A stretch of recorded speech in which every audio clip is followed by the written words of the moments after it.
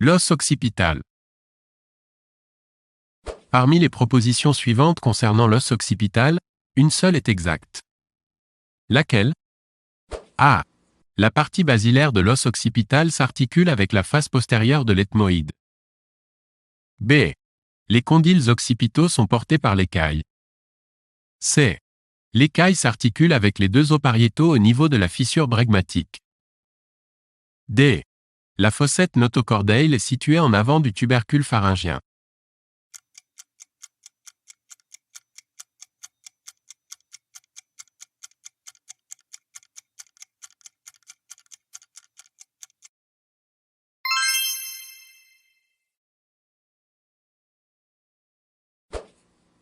Toutes les propositions suivantes concernant l'os occipital sont exactes, sauf une. Laquelle? A. L'os occipital s'articule avec l'os sphénoïde, les deux os pariétaux, les deux os temporaux et l'atlas, C1. B.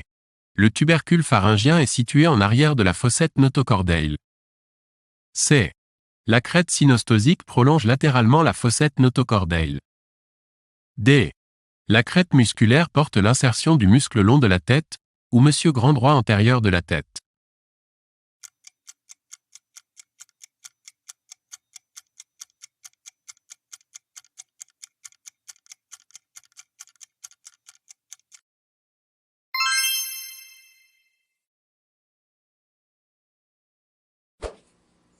Associer les reliefs de l'os occipital à la définition qui lui correspond le mieux. Canal de l'hypoglosse.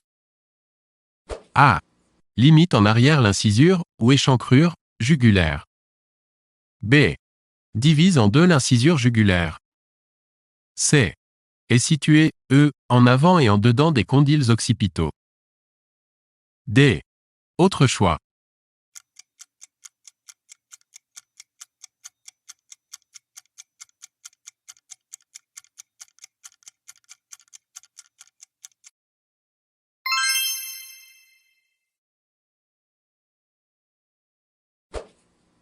Associer les reliefs de l'os occipital à la définition qui lui correspond le mieux. Épine jugulaire. A. Limite en arrière l'incisure, ou échancrure, jugulaire. B. Divise en deux l'incisure jugulaire. C.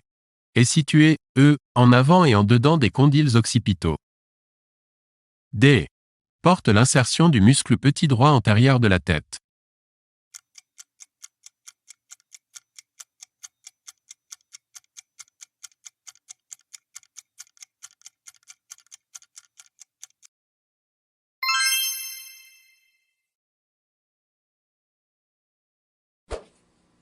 Associer les reliefs de l'os occipital à la définition qui lui correspond le mieux. Crête synostosique. A. Limite en arrière l'incisure, ou échancrure, jugulaire. B. Divise en deux l'incisure jugulaire. C. Est situé, en avant et en dedans des condyles occipitaux. D. Prolonge latéralement la fossette notochordale.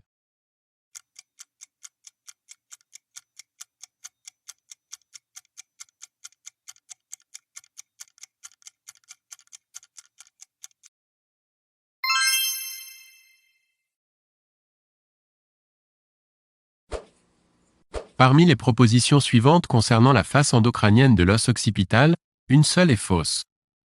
Laquelle? A. La face supérieure des masses latérales porte l'échancrure du sinus sigmoïde, ou sinus latéral. B. Le sinus sagittal supérieur se divise au niveau de l'éminence torculaire, ou protubérance occipitale interne.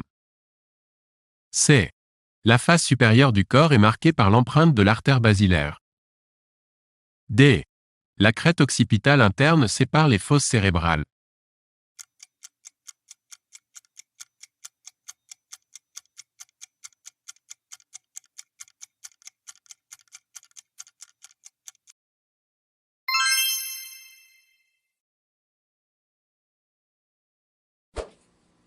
Certaines des propositions suivantes concernant l'os occipital sont exactes.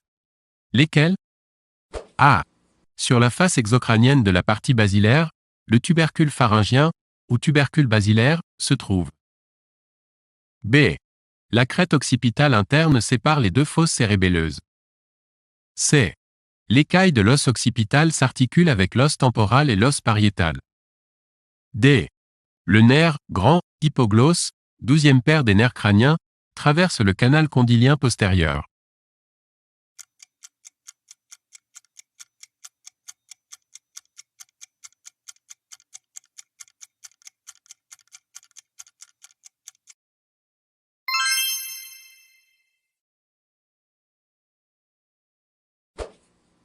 Parmi les propositions suivantes concernant l'os occipital, lesquelles sont exactes? A. Le tubercule pharyngien est situé en avant de la fossette notochordale. B. Le nerf hypoglosse, 12, sort du crâne par le canal condylaire postérieur. C. Les masses latérales s'articulent avec le bord postérieur du rocher temporal. D. Le sinus sigmoïde, ou sinus latéral, traverse la partie antérieure du foramen jugulaire.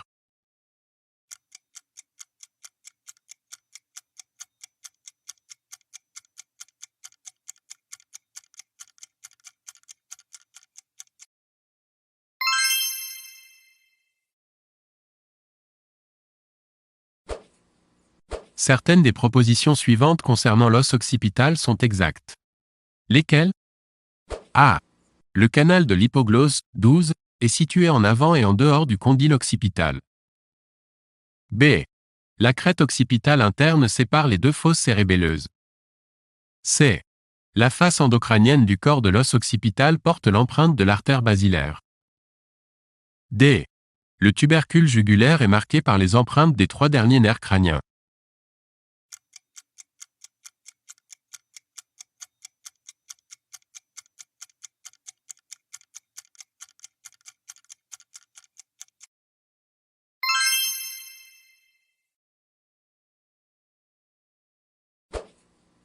Certaines des propositions suivantes concernant l'os occipital sont exactes. Lesquelles? A. Le corps de l'os occipital s'articule avec la face postérieure du corps de l'os sphénoïde. B. La face latérale des masses latérales de l'os occipital s'articule avec le rocher de l'os temporal. C. La face exocrânienne de l'écaille porte l'insertion du muscle sternocléido-mastoïdien. D. Les masses latérales sont traversées par le nerf spinal, ou nerf accessoire, XI.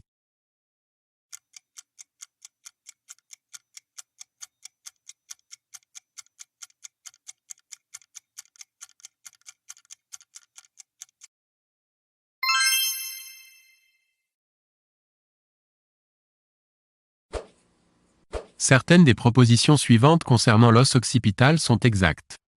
Lesquelles? A. Le corps de l'os occipital s'articule avec la face postérieure du corps de l'os sphénoïde. B. La face latérale des masses latérales de l'os occipital s'articule avec le rocher de l'os temporal. C. La face exocrânienne de l'écaille porte l'insertion du muscle sternocléido-mastoïdien. D.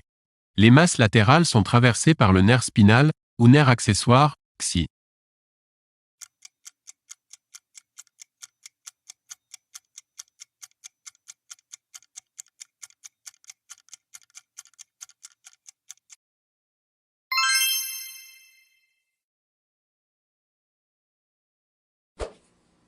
Certaines des propositions suivantes concernant le corps de l'os occipital sont fausses.